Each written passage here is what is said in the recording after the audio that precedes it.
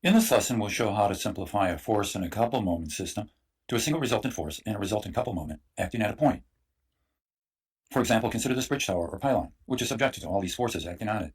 We can replace the forces by a single resultant force and a resulting couple moment, but by doing this, we have to be sure that the external effects caused by these two resultants is equivalent to the same external effects caused by all the forces. And so therefore, let's make a general statement. A loading is equivalent to another loading if it creates the same external effects on a body. For example, consider the three forces that act on this beam. They create support reactions, here at this pin and also at this roller. If we were to replace the system of forces by a single resultant force and a resulting couple moment acting at some arbitrary point O, we have to require that the reactions at the supports here be the same as they are over here. Another way of saying this is that if you remove the supports, then this body would tend to move in space the same way this one would. Then we say that the system is equivalent. The external effects caused by each one is the same. Now let's discuss two special cases involving external effects.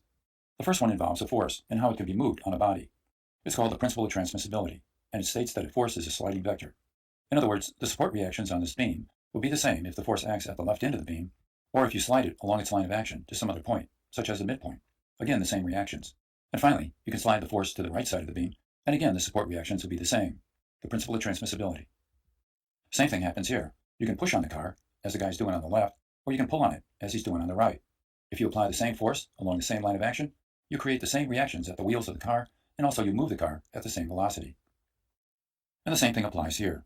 The man can apply the force at the bottom of the cord or somewhere along the midpoint, just so long as the force maintains its same magnitude, direction, and line of action. Then the support reaction, which is holding the cord, will be the same in both cases. Now the other special case involves a couple moment.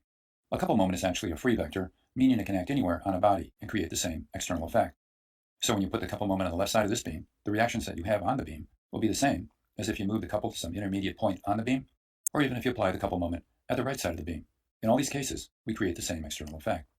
And again, by that I also mean that you can remove the supports, and the beam will rotate, and it will rotate the same way regardless of where the couple moment is acting.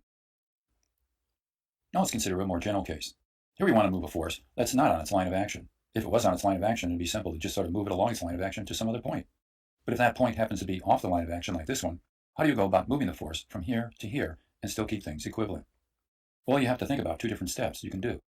The first thing you can do is apply two equal and opposite forces to the point where you want to move the force. If you do it, of course, the same external reactions occur on the beam. Next, you should realize that this force and this one will create a couple moment. It turns this way, doesn't it? And of course, that can be placed anywhere on the beam. So what we're left is a couple moment acting on the beam and the force now applied at point O. And again, the couple moment can act anywhere on the beam and create these reactions to be the same, and the force can act at any point along its line of action, and the same reactions will occur.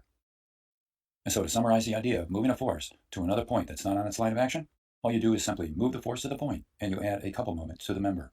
Realize that this moment is determined by taking the moment of the force around the point to which you want to move the force.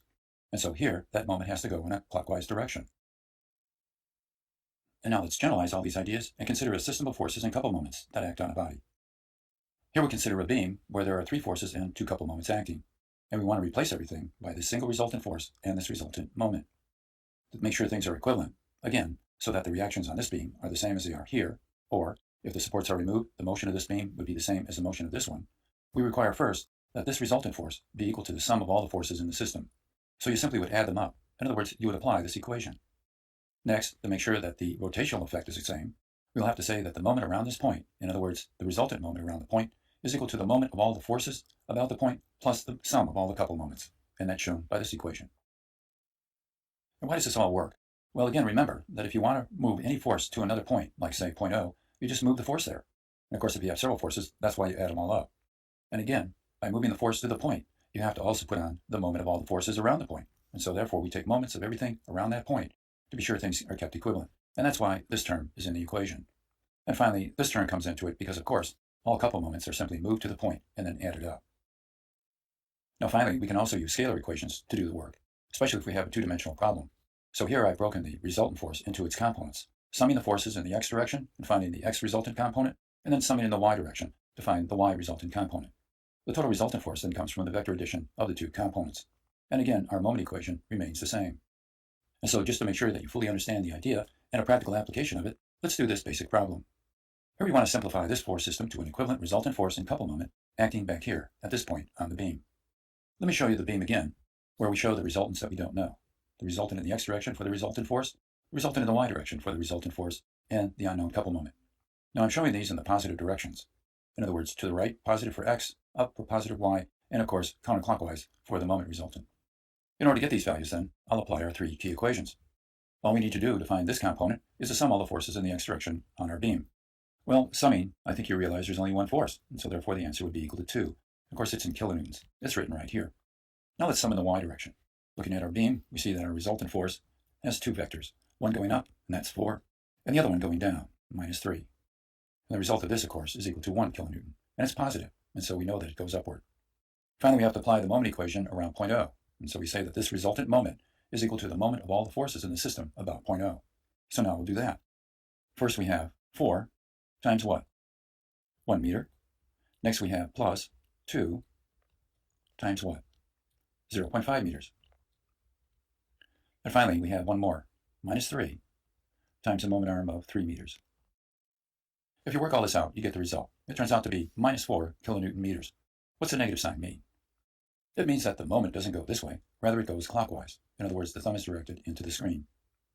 Realize that we can find our resultant force, and that's pretty straightforward. All we do is we simply add our two components. We know that they're both positive, and so here's the 2 and here's the 1. And we get our resultant, of course, by Pythagorean's theorem. The square root, sum of the squares of 2 squared plus 1 squared, gives us 2.24 kilonewtons. If we want to find the direction of this resultant force, we simply would use the arctangent, say of this angle theta that we would define down here. And that would mean the arctangent of 1 divided by 2, and you get your angle theta.